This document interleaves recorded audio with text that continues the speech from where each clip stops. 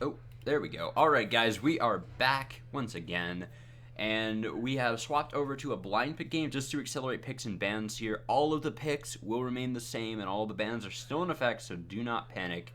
You've not gone for a full remake here. But we have the spectator delay back again, and that is effectively all. So yeah, here we are. All the same picks as before.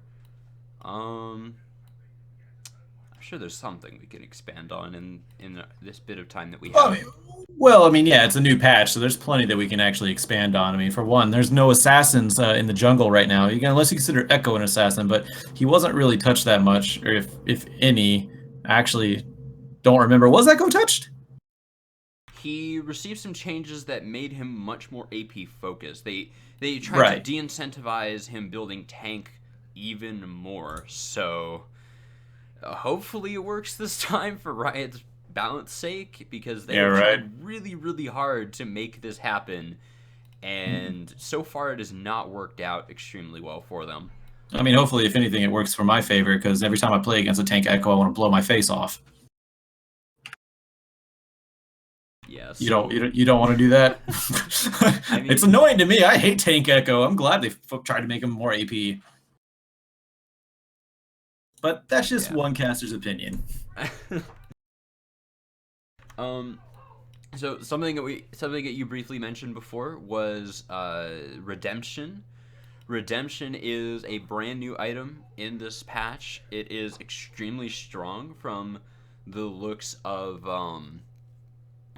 from experience from other games that I've casted, from games that I've played. It's basically purchased every single game, it seems like, or very close to it. In general, it gives you 400 health, some health regen, some mana regen, if I'm recalling correctly, and it has this huge AoE heal that heals up to about 500 health in the end game, and it also does some true damage to enemies and to minions and monsters and stuff. So Right. it's an extremely strong item overall, and it is almost a complete get, a 100% It's a given must-have. that, It's a must. It's a yeah, must-get right now. Yeah, yeah, it's a staple for any support at the moment, for sure. Especially with its range and the AOE is so huge on that. It encompasses an entire team fight and more, just in yeah, case anybody wants to step out of line for a second. And we were actually talking about this yesterday, I believe. So if anyone thinks that you can stack them, you actually can't, because it halves the effect whenever you stack more than one onto them. So yeah. stacking the heal, stacking the true damage on an enemy, like I thought would be funny, is not going to happen. So one redemption item normally per game, per team, I should say. Yep. Also, you can cast it while you're dead. It's the Yeah, only item, I believe, it that you can is. cast while dead. Yeah.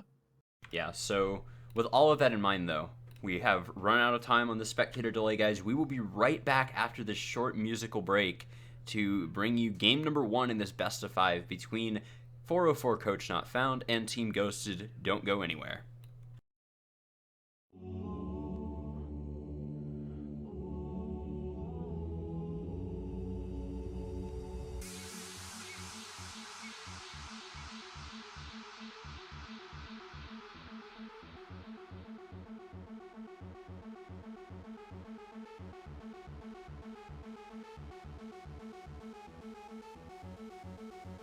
I remember they would say it's all okay, you'll be alright.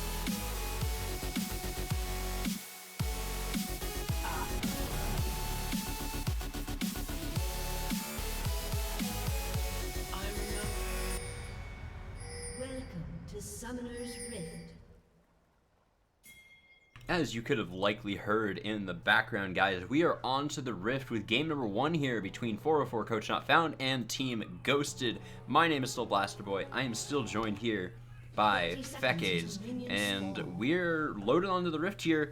There's a lot of potential with both of these teams, as we covered just a few minutes ago.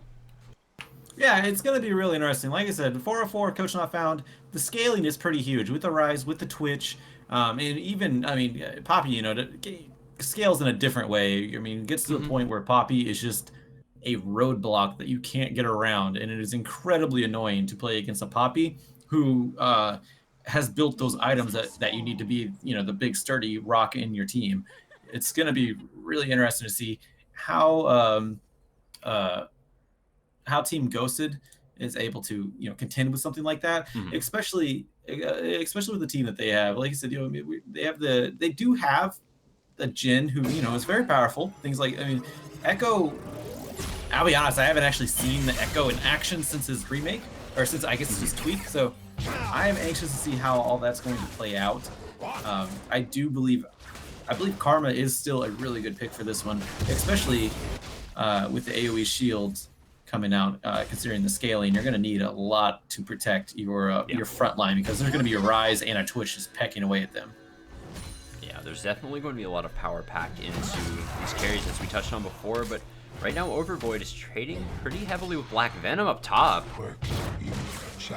Yeah, that was actually extremely quick transaction, I should say. And that is one thing that we should talk about. The early game of Poppy, it's not the greatest, especially when you have a powerhouse like a Trundle. I mean, that's when you got to shut down the Poppy. Yeah, definitely. And this Trundle still can contend into the late game, assuming that he doesn't get extremely far behind. I just casted this matchup about a week ago. Oh, actually, hold that thought. There's a big fight down bottom potentially, but just some trades going on. Looks like both teams are going to back off. The 404 Coach Not Found seem to have gotten the upper hand on that one, but no summoners blown, and still Biscuits 1-1, 2-2 with in respect to the ADCs and support. So not too much happening, but in the top lane we do have a level advantage for Overvoid. Tries to go in, but not really feeling confident in that one. Decides to actually head back out on that one. Yeah, something else we need to touch on here that's going to be very relevant specifically with this Poppy is the Keystone changes. They removed Strength of the Ages, and they have replaced it with Courage of the Colossus, which is a shield based on a percentage of your max health plus a flat amount based on that you gain whenever you hit someone with CC, and that shield will double or triple or quadruple or so on depending on how many enemy champions are nearby when you CC someone. So charging into all 5 as Poppy is actually pretty lucrative now, as you have a massive shield to back you up whenever you do dive in. So that can reduce the amount of damage that you end up taking on your actual health pretty significantly. And we did definitely see that come out from the Poppy here, as I noticed it procced on her charge before. So that's something definitely worth mentioning. Similar to Redemption, it's basically standard on a lot of CC-based tanks now. CC-based anyone, really. Yeah, that one, yeah, it's nice to see something like that, as opposed to, you know, 2 of them in the top lane fighting it out. And not to mention, it's more versatile, because like you said, it's good for any CC tank, which means supports can also grab it. Yep. You weren't going to grab you know, Strength of the Ages before with the support normally. Bond of Stone was typically the tank support go-to Mastery Keystone. Now you have a little bit of an option. I like it a little bit better. I think it's nice. I think it's a nice addition. We're gonna see how it plays out in the top lane, because I don't think either of these supports are taking that, because, you know, they're both pretty squishy. Yeah, I would hope not. Yeah, right. Oh, we have Void. Overvoid, he's not getting the better end of this one. He's actually down a level. We're having a little bit of trouble keeping up with that one. In the bot lane, a little bit of skirmishing going on as well, with the Jhin not quite landing his Deadly Flourish, which is, you know, very handy to have as an ADC. Not many ADCs have like a skill shot CC, but Jhin, he does. Even if it's situational, it's still very handy for an ADC. Yeah, and it's in very broad situations too. It's usable in very broad situations, rather. It's not situational like Condemn, where they have to line up perfectly. Oh, Overvoid really taking a beating up in this top lane. I'll get back to the bottom lane a little bit later, maybe. But right now, this Trundle is kind of falling behind to the Poppy. Only down 2 or 3 CS. It's really varying right now. He's actually even going to have a lead after this wave dies. But in terms of health, he is just kind of getting run over right now, which is not what we saw initially with his early aggressive trades. I think a lot of this is just from Black Venom playing around his shields a little bit better. Overboy doesn't have that type of power, but now with him hitting level 6 first, he could turn this pretty quickly by dropping Subjugate, but he just runs himself out of mana, not going to be able to take it. Oh, yeah, and he's out of corrupting potions too, so he's not able to go fully in on that one like he wants. But now Black Venom, he has a little bit of mana. He's level 6. He goes in, gets a flash out of Overvoid. Not the kill though, but a flash all the same. So that's still a huge victory for Black Venom. Yeah, and this is just going to continue going his direction. I feel like unless this Trundle gets a huge item spike here, which is certainly possible, the Tiamat is actually a really, really big deal for the Trundle. So there's a pretty good shot that he will be able to keep this Poppy contained now. However, it is going to be difficult. It is going to be a bit of a mountain to climb. The CS differential doesn't even really matter. It's purely going to come down to how these players play now that the lane has effectively reset. Now that health pools are back, ultimates are both up. The summoners are pretty much even, except Overboy did actually have to flash his safety before, so that will hurt a little bit of the potential for aggression that he has. But as long as he plays the lane properly, aside from a potential gank here and there, he shouldn't worry about missing that flash too much. Right, Black Venom and Overvoid both saving their teleport and just walking to the top lane. And as you mentioned before, Overvoid grabbing the Tiamat and Black Venom coming back with a Bambi Cinder. So a little bit of a defense stats against offensive stats. We're going to see which one prevails in that one. Of course, Black Venom technically does have a little bit of offensive stats, as that does tick away the damage over time for the Bambi Cinder. But you can see Overvoid already dishing out quite a bit. Now the Bambi Cinder, it's just health. It is not any resistance to the damage that was picked up by Overvoid. But yes, in the mid lane, Black Belt, he is getting locked down. He uses his flash. It's not going to be enough. First Blood goes over to Blakeness. Now in the top lane, back. Black Venom may actually have a little bit more, bit off a bit more than he could chew, but a little bit of ill placement on that I guess cone. We'll call it a cone. And Black Venom able to get away from that one underneath his turret. Yeah, and that was basically. That was the fantasy of how Trundle wins this lane, basically. You go in with the Subjugate, ignore those stats, steal the stats even. But Octavia, and taking so much damage from this Rise rather, this is a very good position for C9 Hayam Gosu. That's such a long name. Yeah, I mean, you said this is reasonably balanced, but you know we have a Cloud9 player on the team, so I don't think it's balanced at all. It's a matchup of C9 and Hayam Gosu, so this is really, really stacked here. Octavia finding Blakeness though. Yeah, a little bit of an invade here. Blakeness, he's going down fast, charges out, but he actually was a flash into the fist from Blakeness. That was an interesting transaction, but blast over the wall from the plant, gonna get Blakeness out of there. Overvoid somewhat by himself, but Octavia Medley and now Black Belt also making his way over. Cavalry arrives for Team Ghosted here. It looks like everyone's just gonna go back to their respective corners, collect themselves, and probably be at it pretty soon again. It certainly would not be surprising if we see those types of invades constantly come in either way. Now, something important to note there, that was very much unsuccessful for Blakeness. So, actually, Milkshake Mac fighting down bottom here. Yeah, Spray and Pray used, but so does Curtain Call. Spray and Pray not able to do as much damage to Shiny Pantsuits, and there is the last bit onto the Curtain Call, onto the Janna. He has to use her own ult to just heal herself. Exhaust goes down onto Milkshake Mac. He's going to try to be taken out here, but I think he gets... No, he's not stealth, actually. Hold on. More damage still going out. No mana left for Shiny Pantsuits, so he's actually going to back up. He doesn't have the damage to really output a kill here, considering a Janna still backing up the little Twitch. Yeah, and still holding onto both of those summoners in the case of KDR, so that's actually...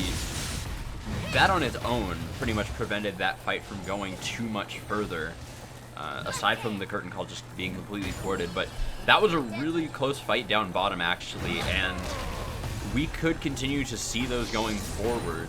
It's kind of concerning for Team Ghosted's bottom lane that they would go so evenly with a lane that I feel like it should be winning, but a full-on fight like that, I guess, isn't really what this Jhin Karma lane really excels at as compared to the Janna Twitch. So if either of these bottom lane, these duo lanes slip up, I feel like it could very quickly tilt in the opposite direction for them, and it might be pretty difficult to come back. And actually, as we're talking about the bot lane, Milkshake Mac does go back. Gets a huge power spike with a BF sword and a Zeal, so gonna have quite a bit of damage behind that one. We're going to see what Shiny Pantsu decides to go back with. Actually sticking in lane right now, but even pretty Jack much in the bot lane of gold. But yeah, in the mid lane, Jack, he's getting aggressive, trying to answer it back, or trying to take down Hayam Gosu, I should say. It was actually the one getting aggressive. Popped his ghost, but not able to get a kill out of that one. And that is a ghost down though. Hold on, in the top lane, yeah. Black Venom, he needs to be careful. He cannot 1v1 Overvoid with these items. He actually did go back and picked up 2 cloth armors, but it's still a huge amount of damage. Overvoid with the Vamp Scepter, just a little bit too much sustain on the side of the Trundle to actually be able to trade with him properly as Poppy. Yeah, and this is exactly how Trundle is supposed to work. You pop the Subjugate to steal their stat, and you get healing. You also get healing from your Hydra that we very often build. Oh no! Still gotta work on those plants. They're new mechanic in the Rift, so wanna not completely seasoned with those yet, but doesn't matter. KDR able to get out of there anyways. He managed to stand directly in the center of the plant, so it just popped him straight up in the air rather than any particular direction. That's pretty hard to do. That's a pretty small area. Oh, Blakeness! Oh, Blakeness gets a fist right into the face of Black Belt and Assault and Battery. Gonna be able to take him down. That is the second kill in the mid lane this time. Actually, no, I wouldn't say this time, but for the second time, actually, Blakeness picks up a kill onto Black Belt. So far, Blakeness has had a lot of focus on the mid lane, as you just pointed out, with those 2 kills already. We could see a fight around this dragon, however. This could all turn around very quickly. There's a steal potential. Oh. It's like Blakeness able to keep a hold of it. There's a flash from Hayam Gosu onto Shiny Pantsu. Of course, that's what we were talking about. Shiny Pantsu doesn't have an escape. Immobile, he had to flash up, but knew it wasn't going to help him out too much. With the burst coming out from C9, Hayam Gosu able to pick up the kill onto the immobile Jhin. Yeah, and just a little bit of an overstep there from Shiny Pantsu overall, but Hayam Gosu so far has looked really solid on this rise, and this might be a continuation of that. Oh, but there's a dive down bottom too. Such a bully, yeah, now me IRL, he's in the back lines here, not in the good position, has to use his flash to get out into turret range to help him out, so a lot of aggression coming out from 404, Coach Not Found. They're doing very well with these map rotations, able to take advantage of the mispositioning of Team Ghosted. And so far, they got the first blood. They have actually first 3 kills, the only 3 kills in the game right now, and first turret blood as well. Yeah, so all of that combined, along with their CS lead, specifically in the mid lane, in the jungle actually, a huge one, and just a tiny one down bottom. They have about a 4,000 gold lead in total right now, so this is looking really good for Coach Not Found at the moment. Yeah, they're taking the early game advantage. Oh, they also did get the dragon too. I forgot about that one. So they have quite the advantage right now. And of course, the dragon being the mountain drake. So whenever it does come time to siege, they don't have a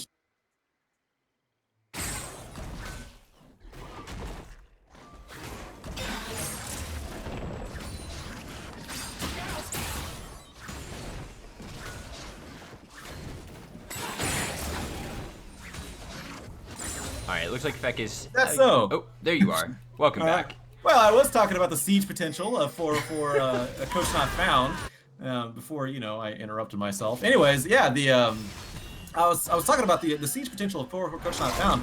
They also have the first Drake of this game, which is the Mountain Drake.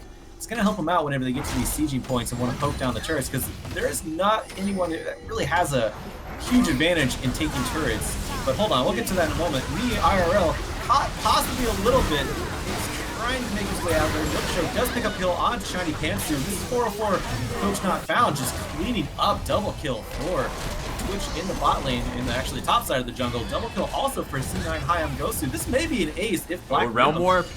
Yeah, here comes C9 Hayam Gosu. Pops the Ghost. He's going to try to get into Overvoid, try to get that Root Prison, does, and he is going to go down the first. Way too much for a Trundle to handle, and that is an ace for 404. Coach Not Found. They take advantage, rotate to the turrets, and pick up the mid lane.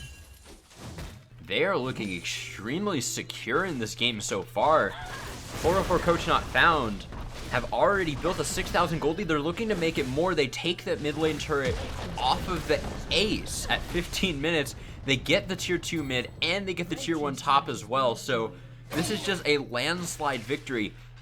And they are pushing the most important factor, in my opinion, to close the League of Legends game, which is converting kills into objectives. Before we saw them get the dragon and then get a kill off of it too, that works as well, I guess. But getting an ace at 15 minutes is very rare, and then getting 3 turrets off of it is unbelievably efficient from a team overall. And that results in them now having an 8,000 gold lead, 8-1 at 16 minutes. They are looking so solid overall as a team here. And as long as they don't Baron throw or something like that and pull it up until they lose their winning sort of situation here, they're looking like they're going to go up 1-0 in this series, but I don't want to jump the gun. It's only 17 minutes. There's plenty of room for error and plenty of room for plays, I want to say, more importantly, for Team Ghosted overall. So don't want to count them out quite yet, but it is looking pretty grim right now. Yeah, but I mean, yeah, if 404 keep playing the way they are, it's going to be game number 2 with them having the first win, no problem.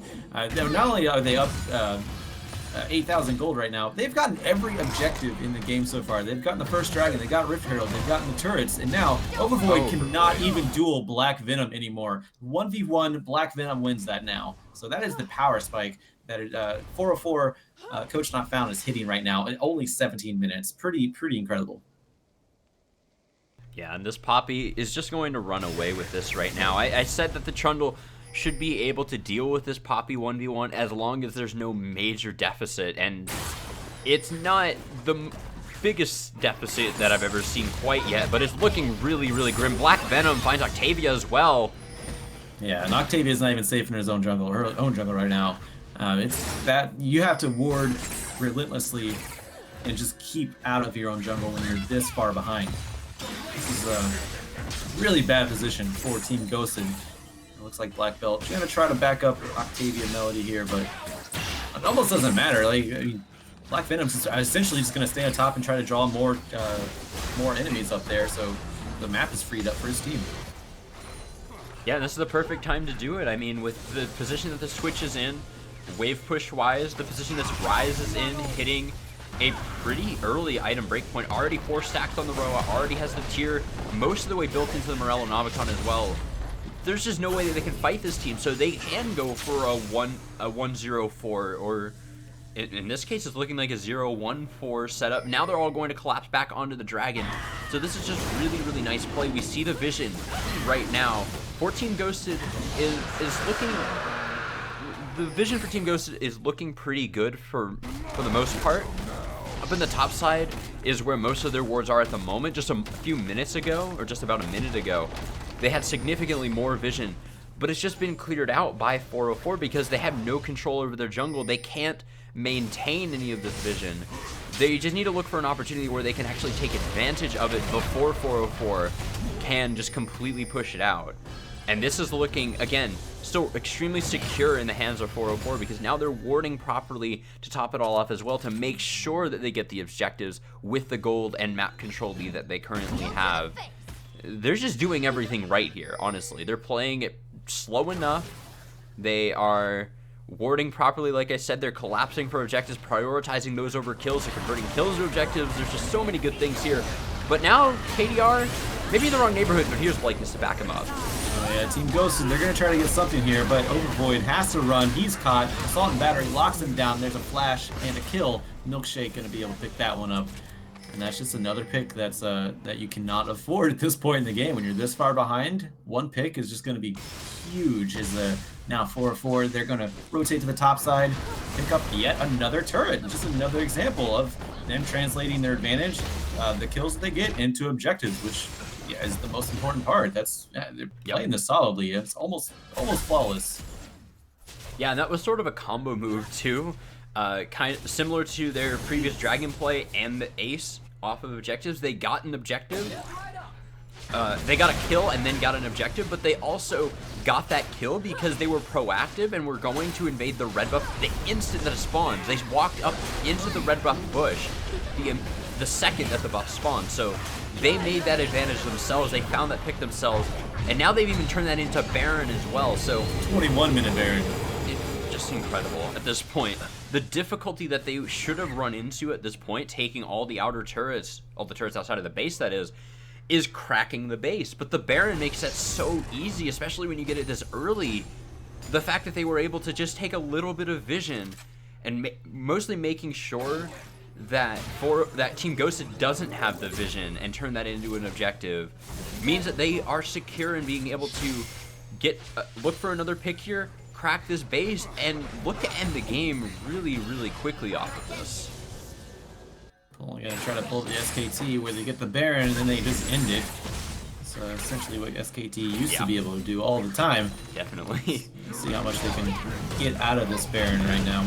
And yeah, Black Overvoid, he stands absolutely no chance. He's staying up and farm, but I mean that's really it. That's trivial at this point in the game, considering there's 6 turrets down in favor of the Poppy. It's quite a bit of gold advantage, and not to mention, you know, the deaths and the kill ratio here. So 4-4. They're not quite set up in the position to outright push right now, as we see Hayam Gosu just kind of hanging out in the back lines. Not really sure what he's waiting for. As we have Blakeness also just split pushing the bot lane, so looks like we may be getting a 0-3-1 push right now, because again, Hayam Gosu's just kind of doing whatever he wants. I really don't know what he's doing. Yeah, he's just kind of hanging out, looking for whatever farm he can pick up. I was assuming that he was looking for a Realm Warp there, but there was nobody even grouped with him, so it would have been a really underwhelming Realm Warp overall. Now here we he's go. pushing in bottom now. Yeah, 1-2-2 actually. I don't see this too often, but it is an A. It's happening and it's working. Overvoid, he is in the top lane, trying to. Blakeness. Yeah, Blakeness going really deep with that assault and battery. It was a nice flash, but it was in vain. And now there's a double kill as Shiny Pantsu gets Rune Prism down and a fist right to his face, knocks that mask off, and you know, Jin doesn't really like to live without his mask, so he dies. And now it's like 4-4. They have both the top and the bottom turret. Inhibitor turret, I should say, exposed here. Blake Venom not even trying to take it. He's just trying to waste Overvoid's time.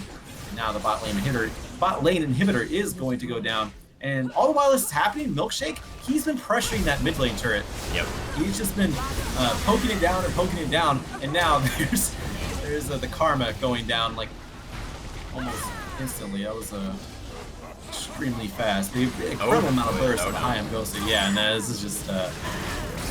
Oh, hold on, Overvoid got away. Blakeness actually may go down. There's the Monsoon coming out from the Janna, not able to save Blakeness all the way. So there's the second kill of the game for I'm Ghosted, or Team Ghosted, brother. I am not Ghosted, I am Fekes. It looks like the top lane inhibitor finally going to go down as well. And I would assume 4-4, they're going to end this really soon. Oh, yeah. In 3 minutes. They still have 30 seconds on the Baron, by the way, so they can still back with the empowered recalls and then just come back to this if they really want to, or they have 30 more seconds of pushing. It's really up to them. In 3 minutes, they were able to, with their distribution of players, crack the bottom inhib, shift those resources properly over to the other lane, continue to get more picks within the enemy base, and eventually take all 3 inhibs. Now they're going to back off. 30 seconds on the Dragon. That's going to be another Infernal Drake back-to-back for them. Such good Dragon RNG this game, honestly.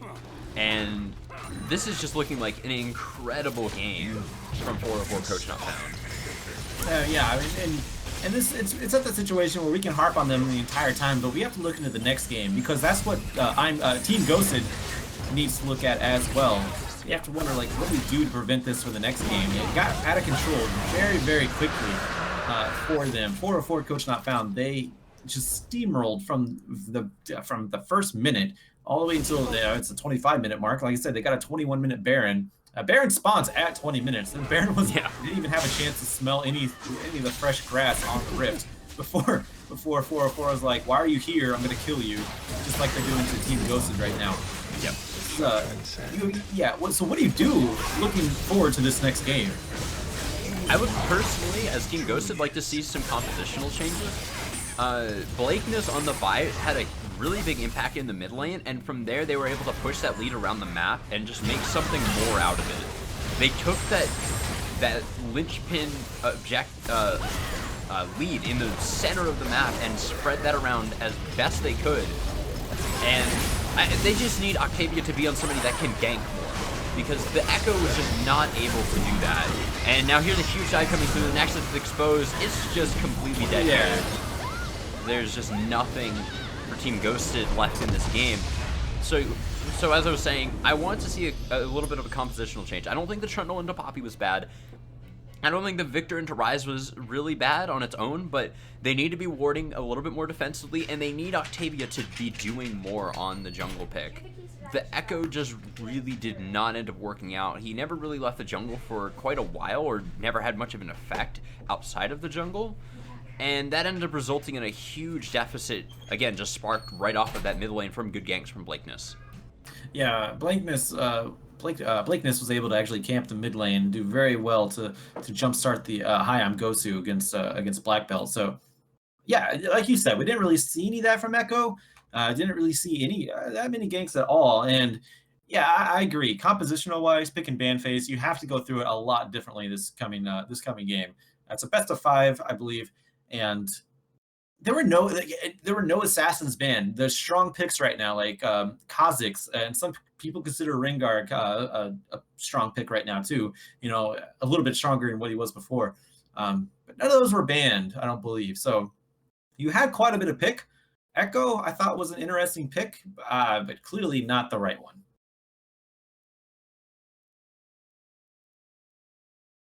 Alrighty, well, with all that, guys, we will be right back. We're going to go to a very quick break. I may have to restart the stream again, so just keep your eye out for that. Don't go anywhere, though, regardless of what happens. We will be back in just a moment for game number 2 in this best of 5 series.